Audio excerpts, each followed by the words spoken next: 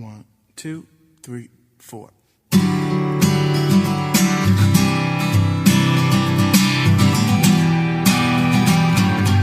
The Judge's House, written by Bram Stoker and performed by Frank Marcopolos of frankmarcopolos.com in Pittsburgh, Pennsylvania. When the time for his examination drew near, Malcolm Malcolmson made up his mind to go somewhere to read by himself. He feared the attractions of the seaside, and also he feared completely rural isolation, for of old he knew its harms, and so he determined to find some unpretentious little town where there would be nothing to distract him. He refrained from asking suggestions from any of his friends, for he argued that each would recommend some place of which he had knowledge, and where he had already acquaintances. As Malcolmson wished to avoid friends, he had no wish to encumber himself with the attention of friends' friends, and so he determined to look out for a place for himself. He packed a portmanteau with some clothes and all the books he required, and then took ticket for the first name on the local timetable, which he did not know. When, at the end of 3 hours' journey, he alighted at Benchurch, he felt satisfied that he had so far obliterated his tracks as to be sure of having a peaceful opportunity of pursuing his studies. He went straight to the one inn which the sleepy little place contained, and put up for the night. Benchurch was a market town, and once in 3 weeks was crowded to excess, but for the remainder of the 21 days it was as attractive as a desert. Malcolmson looked around the day after his arrival to try to find quarters more isolated than even so quiet an inn as the Good Traveler afforded. There was only one place which took his fancy, and it certainly satisfied his wildest ideas regarding quiet. In fact, quiet was not the proper word to apply to it. Desolation was the only term conveying any suitable idea of its isolation. It was an old, rambling, heavy-built house of the Jacobean style, with heavy gables and windows, unusually small, and set higher than was customary in such houses, and was surrounded with a high brick wall, massively built. Indeed, on examination it looked more like a fortified house than an ordinary dwelling, but all these things pleased Malcolmson. Here, he thought, is the very spot I have been looking for, and if I can get opportunity of using it, I shall be happy. His joy was increased when he realized beyond doubt that it was not, at present, inhabited. From the post office he got the name of the agent, who was rarely surprised at the application to rent a part of the old house. Mr. Carnford, the local lawyer and agent, was a genial old gentleman, and frankly confessed his delight at anyone being willing to live in the house. To tell you the truth," said he, I should be only too happy on behalf of the owners to let anyone have the house rent-free for a term of years, if only to accustom the people here to see it inhabited. Well, it has been so long empty that some kind of absurd prejudice has grown up about it, and this can be best put down by its occupation, if only, he added with a sly glance at Malcolmson, by a scholar like yourself, who wants its quiet for a time. Malcolmson thought it needless to ask the agent about the absurd prejudice. He knew he would get more information, if he should require it, on that subject from other quarters. He paid his 3 months' rent, got a receipt, and the name of an old woman who would probably undertake to do for him, and came away with the keys in his pocket. He then went to the landlady of the inn, who was a cheerful and most kindly person, and asked her advice as to such stores and provisions as he would be likely to require. She threw up her hands in amazement when he told her where he was going to settle himself. "Not in the judge's house," she said, and grew pale as she spoke. He explained the locality of the house, saying that he did not know its name. When he had finished, She answered, sure enough, the very place. It is the judge's house, sure enough. He asked her to tell him about the place, why so called, and what there was against it. She told him that it was so called locally because it had been many years before, how long she could not say, as she herself was from another part of the country, but she thought it must have been 100 years or more, the abode of a judge who was held in great terror on account of his harsh sentences and his hostility to prisoners at assizes. As to what there was against the house itself, she could not tell. She had often asked, but no one could inform her. There was a general feeling that there was something, and for her own part she would not take all the money in Drinkwater's bank and stay in the house an hour by herself. Then she apologized to Malcolmson for her disturbing talk. It is too bad of me, sir, and you, and a young gentleman, too, if you will pardon me saying it, going to live there all alone. If you were my boy, and you'll excuse me for saying it, you wouldn't sleep there a night, not if I had to go there myself and pull the big alarm bell that's on the roof. The good creature was so manifestly in earnest and was so kindly in her intentions that Malcolmson, although amused, was touched. He told her kindly how much he appreciated her interest in him, and added, "But, my dear Mrs. Witham, indeed you need not be concerned about me. A man who is reading for the mathematical tripos has too much to think of to be disturbed in any of these mysterious somethings, and his work is of too exact and prosaic a kind to allow of his having any corner in his mind for mysteries of any kind, harmonical progression, permutations and combinations, and elliptical functions have sufficient mysteries for me." Mrs. Witham kindly undertook to see after his commissions, and he went himself to look for the old woman who had been recommended to him. When he returned to the judge's house with her, after an interval of a couple of hours, he found Mrs. Witham herself waiting with several men and boys, carrying parcels, and an upholsterer's man with a bed in the car. For she said, though tables and chairs might be all very well, a bed that hadn't been aired for mayhap 50 years was not proper for young bones to lie on. She was evidently curious to see the inside of the house, and though manifestly so afraid of the somethings that at the slightest sound she clutched on to Malcolmson, whom she never left for a moment, went over the whole place.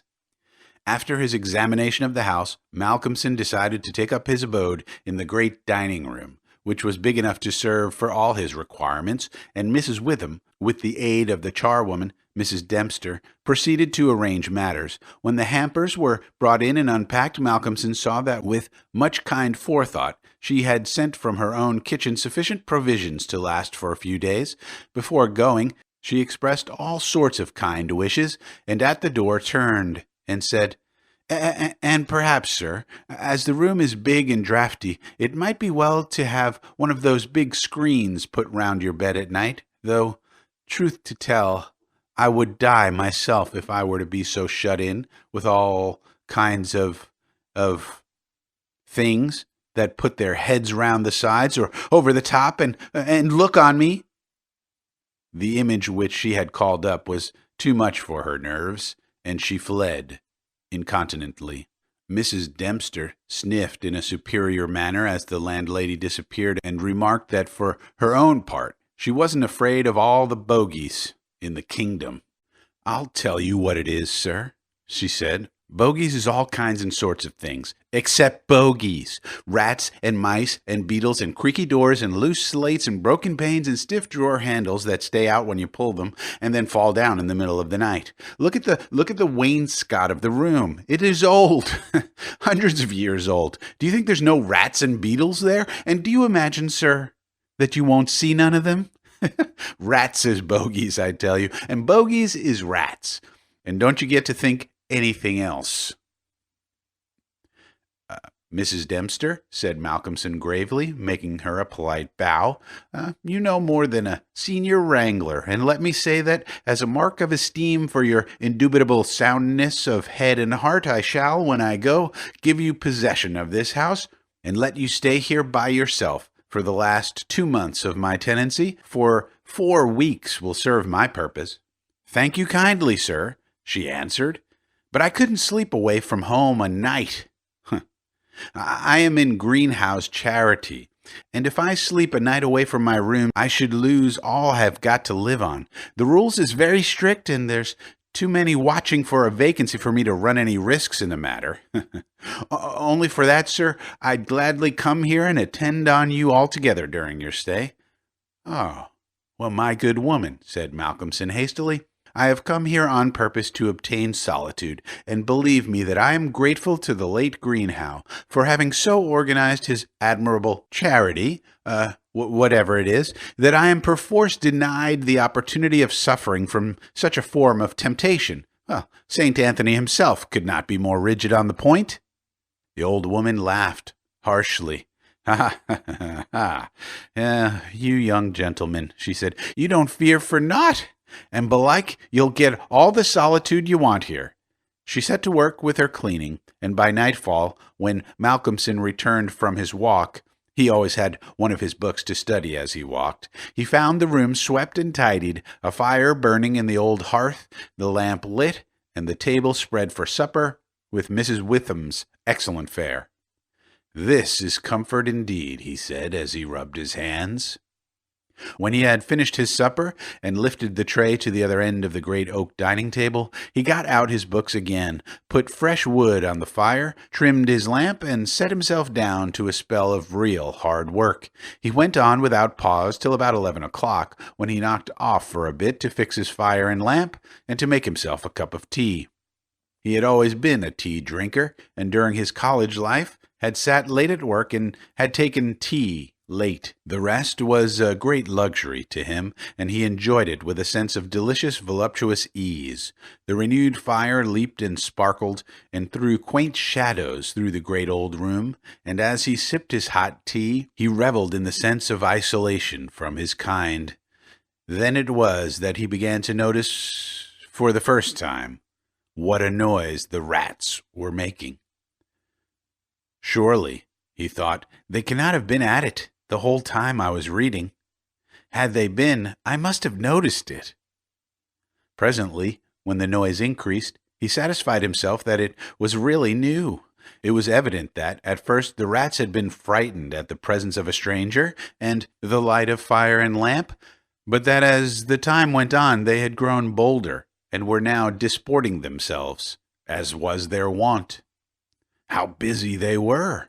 And hark to the strange noises! Up and down behind the old wainscot, over the ceiling and under the floor, they raced and gnawed and scratched.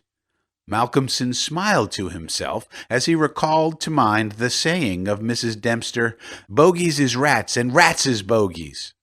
The tea began to have its effect of intellectual and nervous stimulus. He saw with joy another long spell of work to be done before the night was past, and in the sense of security which it gave him, he allowed himself the luxury of a good look round the room.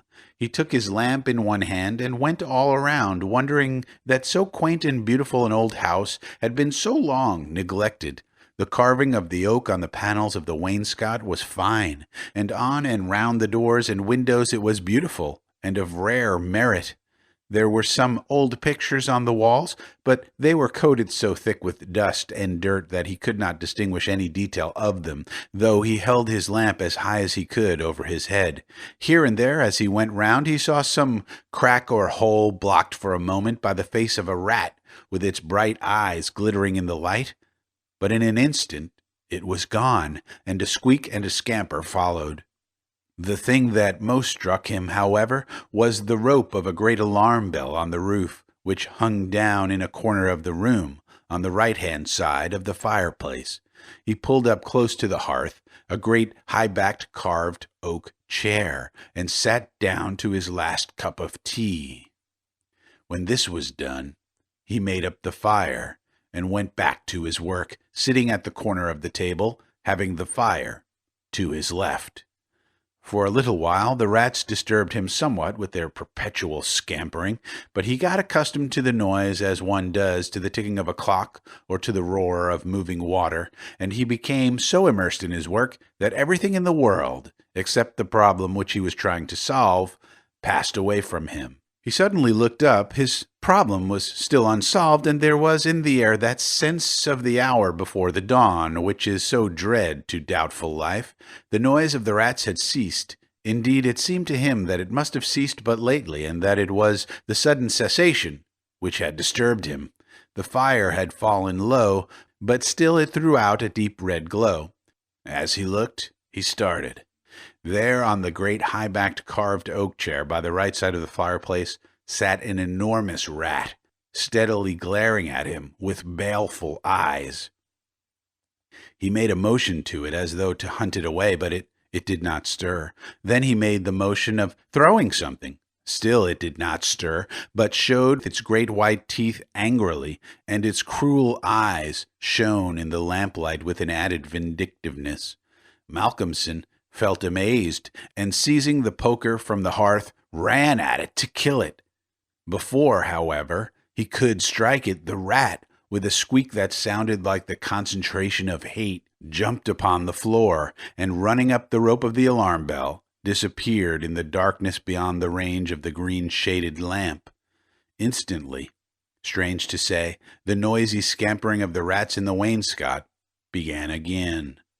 By this time, Malcolmson's mind was quite off the problem, and as a shrill cock-crow outside told him of the approaching morning, he went to bed and to sleep.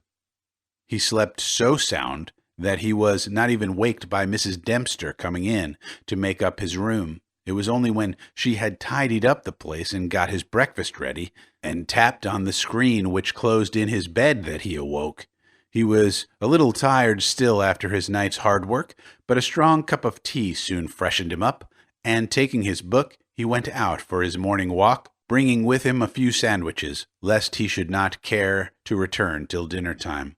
He found a quiet walk between high elms, some way outside the town, and here he spent the greater part of the day studying his Laplace.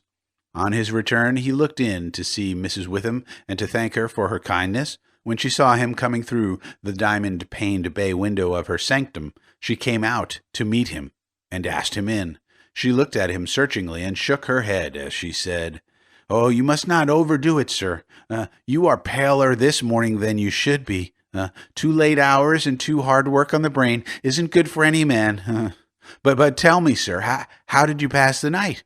Well, I hope? Oh, but my heart, sir, I was glad when Mrs. Dempster told me this morning that you were all right and sleeping sound when she went in."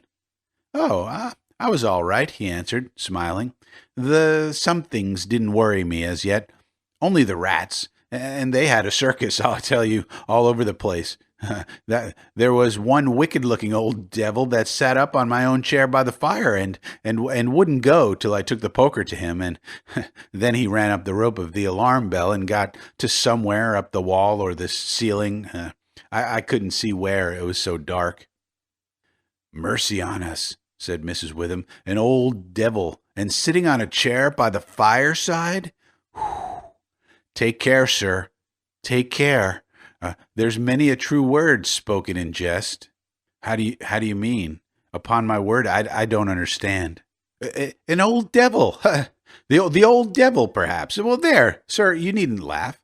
For Malcolmson had broken into a hearty peal. "Well, you young folks thinks it easy to laugh at things that makes the older ones shudder. Well, never mind, sir. Never mind. Please God, you'll laugh all the time. It's what I wish you myself." And the good lady beamed all over in sympathy with his enjoyment, her fears gone for a moment. "Oh, forgive me," said Malcolmson presently.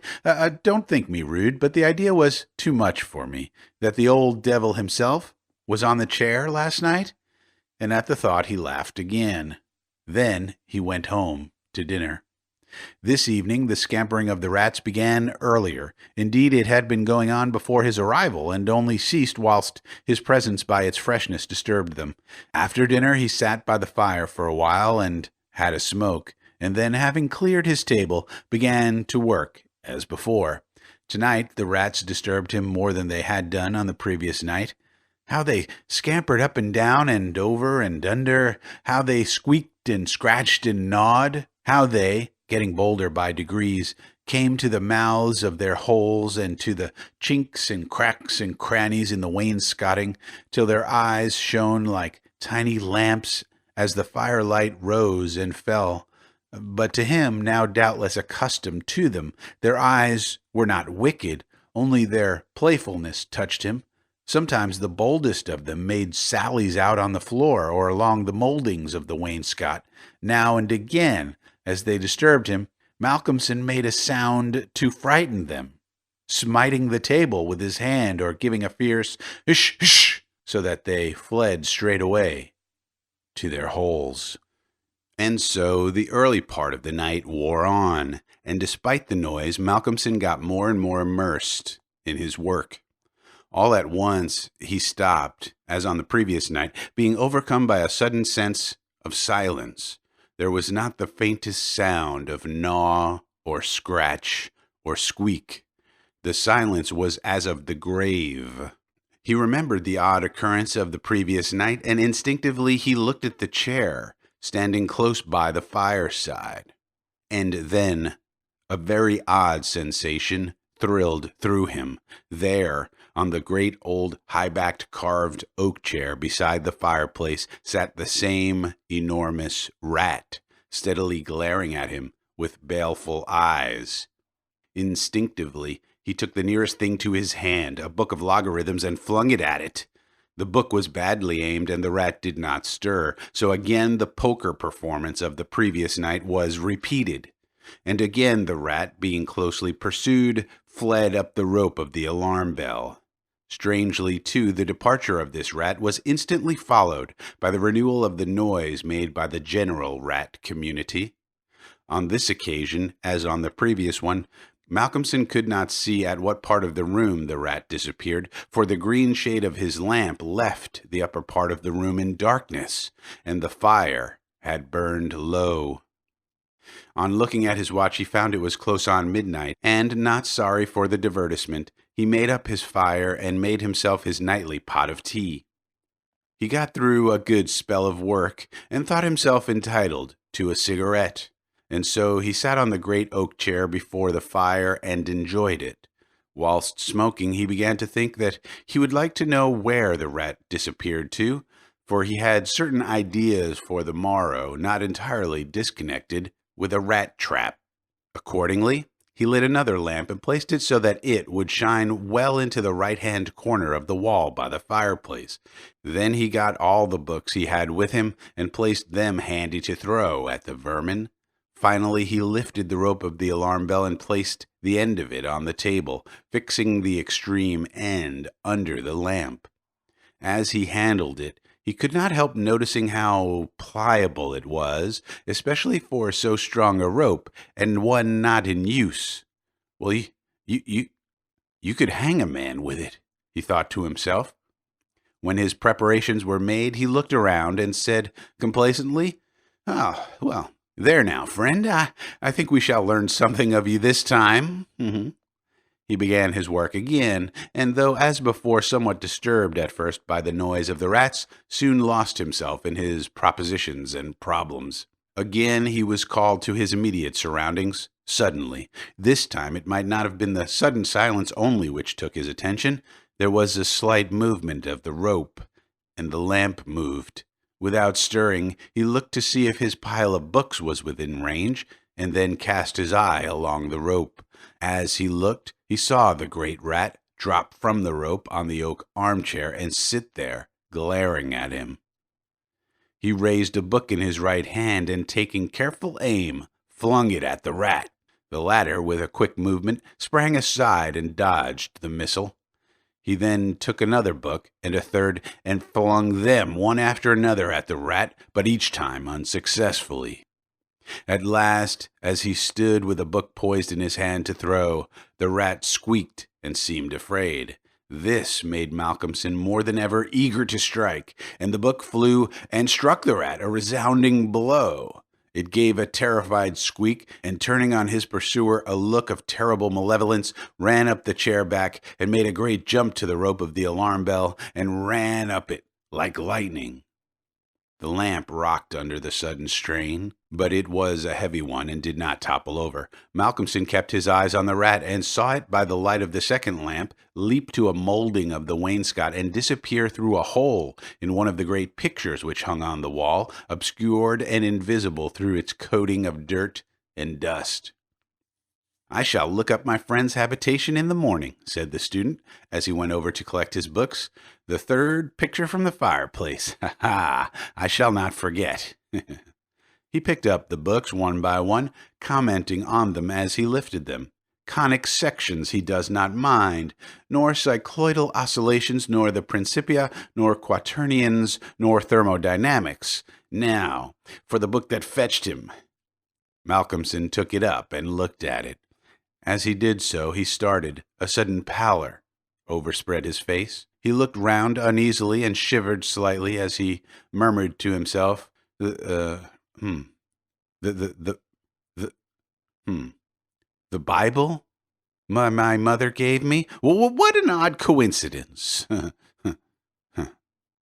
He sat down to work again, and the rats in the wainscot renewed their gambols. They did not disturb him, however.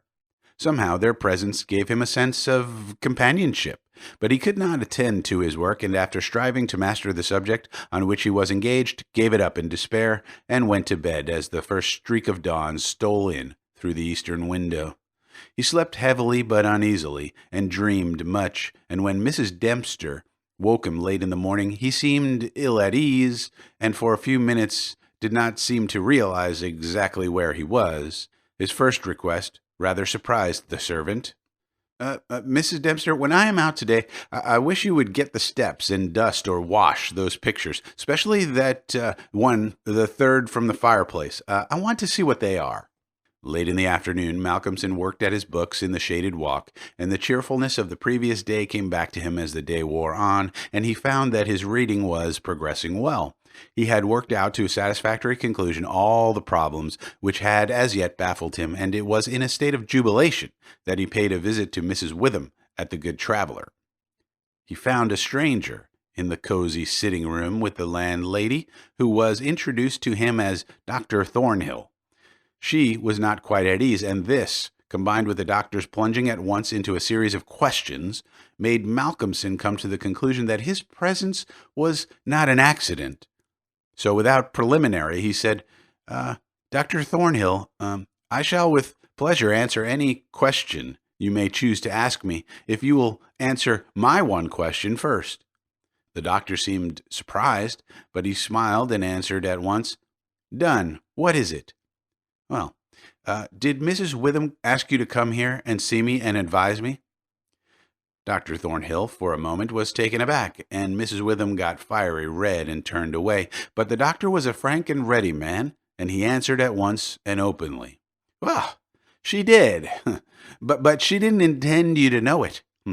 I suppose it was my clumsy haste that made you suspect.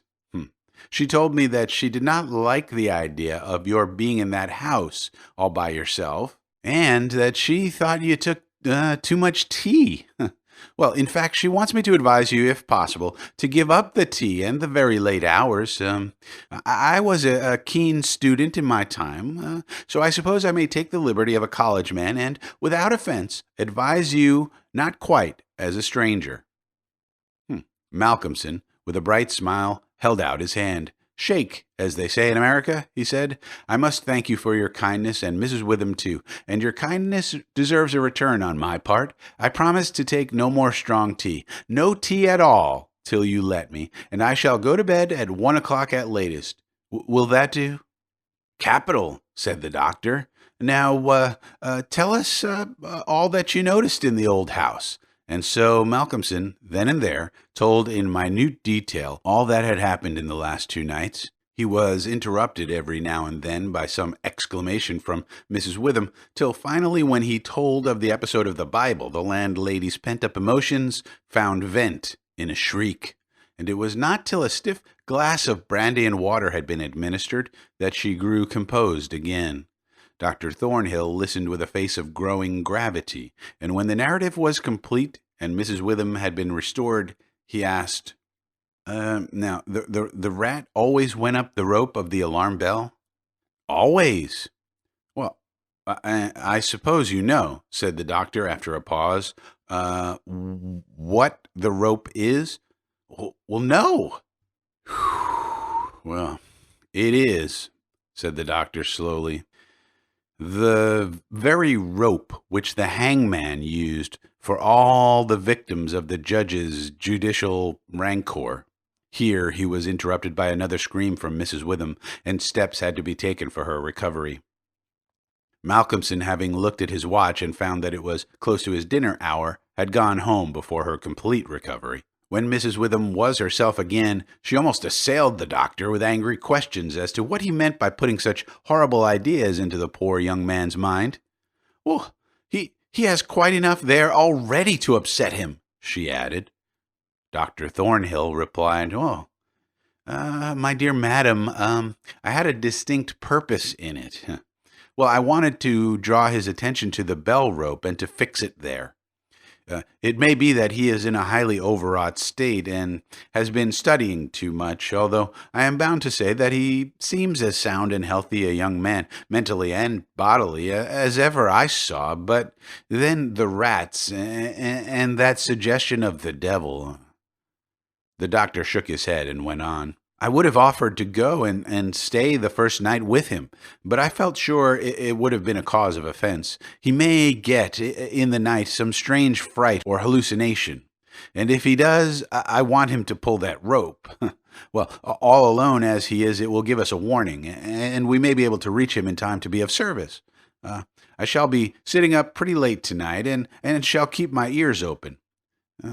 Do not be alarmed if Benchurch gets a surprise before morning. Oh, doctor, what do you mean? What do you mean? I mean this, that possibly, nay, more probably, we shall hear the great alarm bell from the judge's house tonight.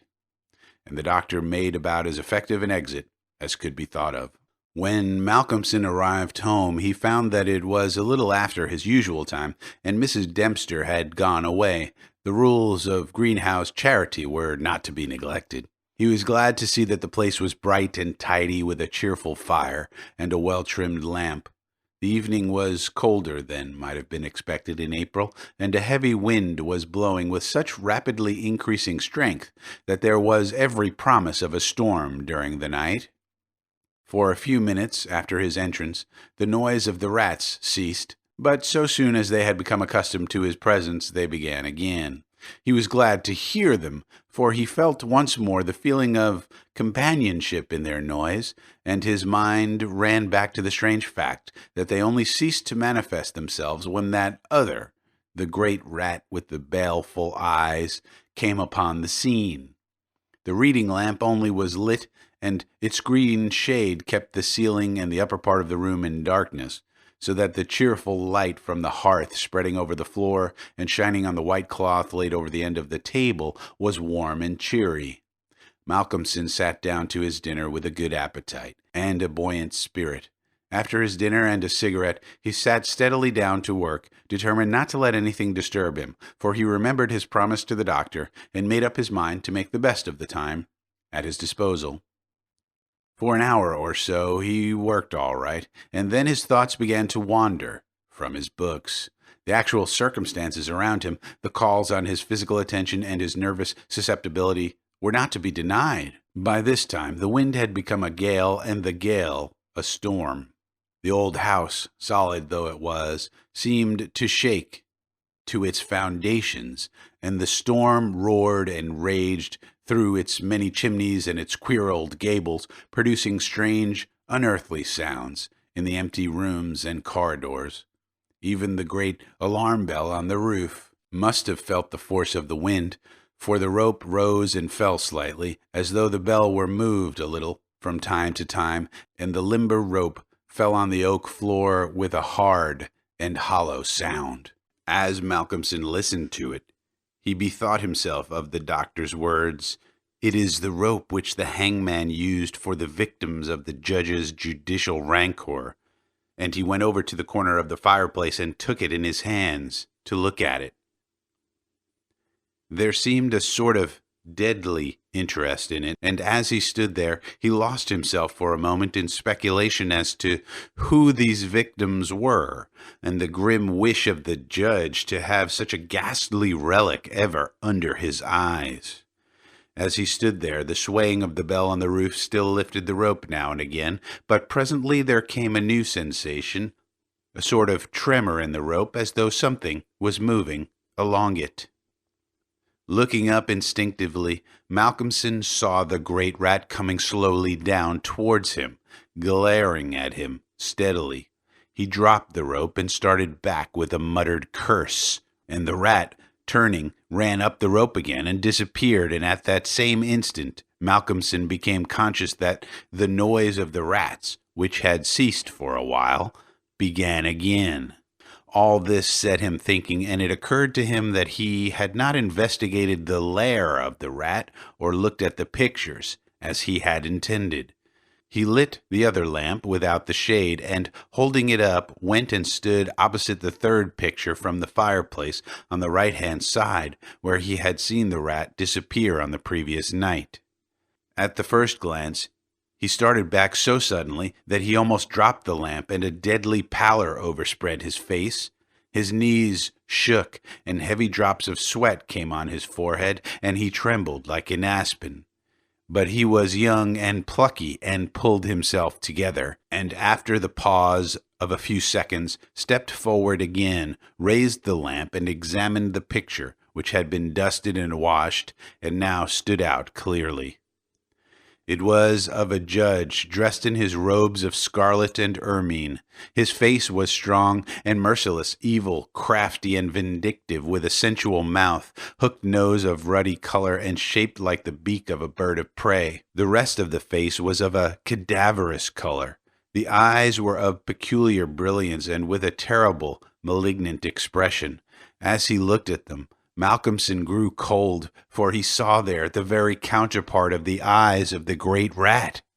The lamp almost fell from his hand. He saw the rat with its baleful eyes peering out through the hole in the corner of the picture, and noted the sudden cessation of the noise of the other rats. However, he pulled himself together and went on with his examination of the picture. The judge was seated in a great high-backed carved oak chair on the right-hand side of a great stone fireplace where, in the corner, a rope hung down from the ceiling, its end lying coiled on the floor.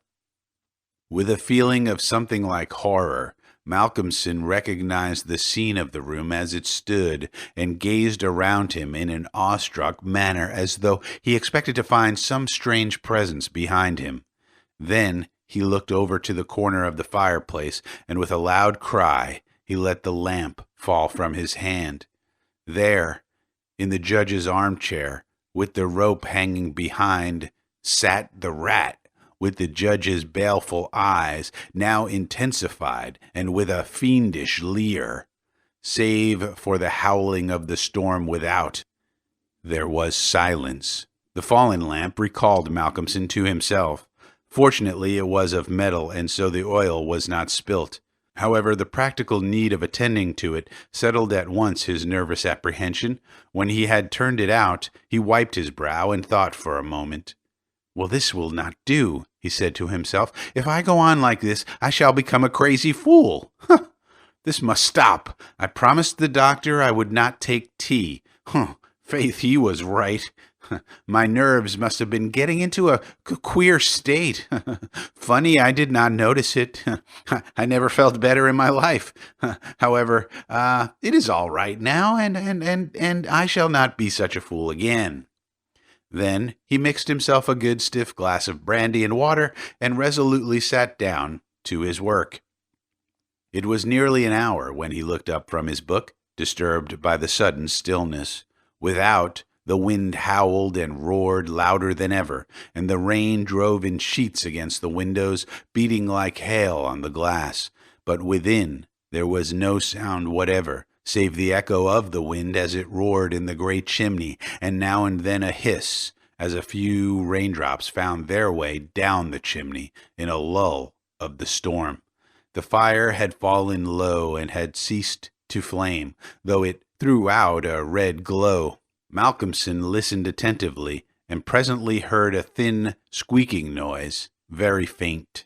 It came from the corner of the room where the rope hung down, and he thought it was the creaking of the rope on the floor as the swaying of the bell raised and lowered it. Looking up, however, he saw in the dim light the great rat clinging to the rope and gnawing it. The rope was already nearly gnawed enough. He could see the lighter color where the strands were laid bare. As he looked, the job was completed, and the severed end of the rope fell clattering on the oaken floor, whilst for an instant the great rat remained, like a knob or tassel at the end of the rope, which now began to sway to and fro. Malcolmson felt for a moment another pang of terror, as he thought that now the possibility of calling the outer world to his assistance was cut off. But an intense anger took its place, and seizing the book he was reading, he hurled it at the rat. The blow was well aimed, but before the missile could reach him, the rat dropped off and struck the floor with a soft thud. Malcolmson instantly rushed over towards him, but it darted away and disappeared in the darkness of the shadows of the room. Malcolmson felt his work was over for the night, and determined then and there to vary the monotony of the proceedings by a hunt for the rat, and took off the green shade of the lamp so as to ensure a wider spreading light. As he did so, the gloom of the upper part of the room was relieved, and in the new flood of light, great by comparison with the previous darkness, the pictures on the wall stood out boldly. From where he stood, Malcolmson saw right opposite to him the third picture on the wall from the right of the fireplace. He rubbed his eyes in surprise, and then a great fear began to come upon him. In the center of the picture was a great irregular patch of brown canvas, as fresh as when it was stretched on the frame. The background was as before, with chair and chimney corner and rope, but the figure of the judge had disappeared. Malcolmson, almost in a chill of horror, turned slowly round, and then he began to shake and tremble like a man in a palsy. His strength seemed to have left him, and he was incapable of action or movement, hardly even of thought. He could only see and hear. There, on the great high-backed carved oak chair, sat the judge in his robes of scarlet and ermine, with his baleful eyes glaring vindictively, and a smile of triumph on the resolute, cruel mouth as he lifted with his hands a black cap. Malcolmson felt as if the blood was running from his heart, as one does in moments of prolonged suspense. There was a singing in his ears. Without, he could hear the roar and howl of the tempest, and through it, swept on the storm, came the striking of midnight by the great chimes in the marketplace. He stood for a space of time that seemed to him endless, still as a statue, and with wide-open, horror-struck eyes, breathless. As the clock struck, so the smile of triumph on the judge's face intensified, and at the last stroke of midnight, he placed the black cap on his head. Slowly and deliberately, the judge rose from his chair and picked up the piece of the rope of the alarm bell which lay on the floor, drew it through his hands as if he enjoyed its touch, and then deliberately began to knot one end of it, fashioning it into a noose. This he tightened and tested with his foot, pulling hard at it till he was satisfied, and then making a running noose of it, which he held in his hand. Then he began to move along the table on the opposite side to Malcolmson, keeping his eyes on him until he had passed him, when, with a quick movement, he stood in front of the door. Malcolmson then began to feel that he was trapped, and tried to think of what he should do. There was some fascination in the judge's eyes, which he never took off him, and he had, perforce, to look. He saw the judge approach, still keeping between him and the door, and raise the noose and throw it towards him, as if to entangle him. With a great effort, he made a quick movement to one side and saw the rope fall beside him and heard it strike the oaken floor. Again, the judge raised the noose and tried to ensnare him, ever keeping his baleful eyes fixed on him, and each time, by a mighty effort, the student just managed to evade it. So this went on for many times, the judge seeming never discouraged nor discomposed at failure, but playing, as a cat does, with a mouse. At least in despair, which had reached its climax, Malcolmson cast a quick glance around him.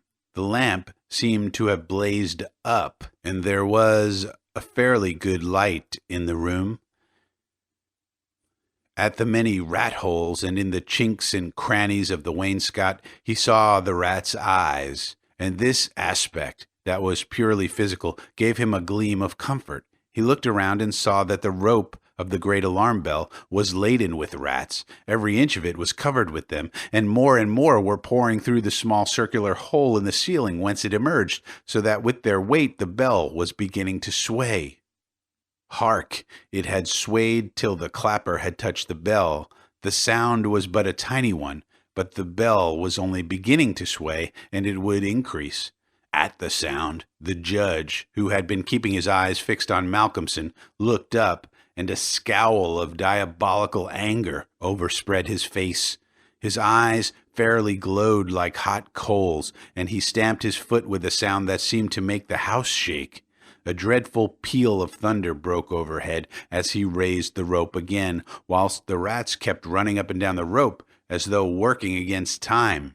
This time, instead of throwing it, he drew close to his victim and held open the noose as he approached. As he came closer, there seemed something paralyzing in his very presence, and Malcolmson stood rigid as a corpse. He felt the judge's icy fingers touch his throat as he adjusted the rope. The noose tightened. Then the judge, taking the rigid form of the student in his arms, carried him over and placed him standing in the oak chair, and stepping up beside him, put his hand up and caught the end of the swaying rope of the alarm bell. As he raised his hand, the rats fled squeaking and disappeared through the hole in the ceiling. Taking the end of the noose, which was round Malcolmson's neck, he tied it to the hanging bell rope, and then, descending, pulled away the chair. When the alarm bell of the judge's house began to sound, a crowd soon assembled.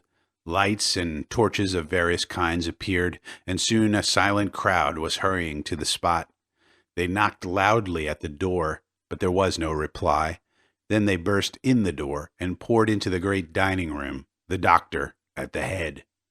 There, at the end of the rope of the great alarm bell, hung the body of the student, and on the face of the judge in the picture was a malignant smile.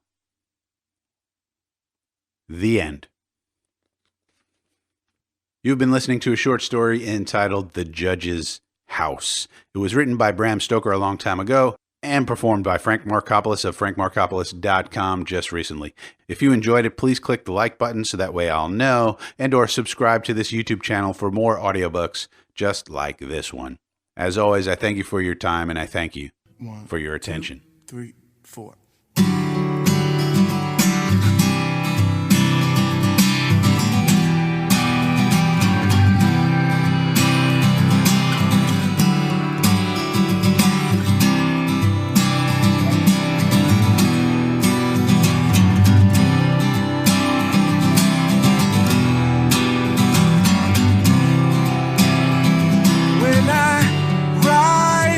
The mire, I'll be above you. It's a crime that desire had to corrupt you.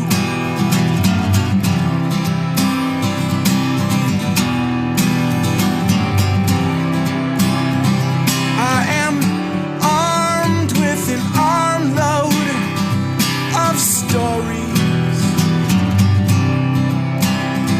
Some are weighted with shame, some tell of glory.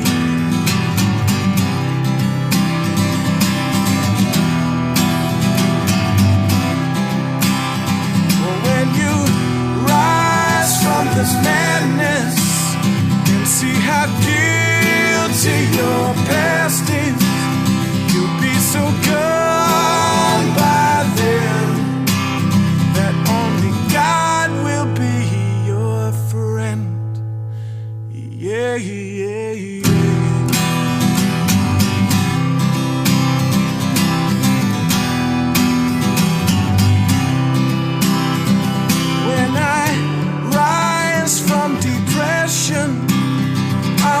against you.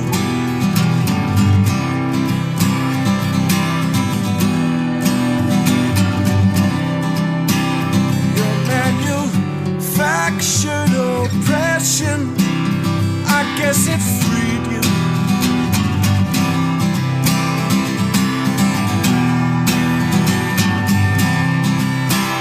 Well, when you rise from this madness and see how guilty your past is, you'll be so gone by then that only God will hold your hand. Yeah, yeah, yeah.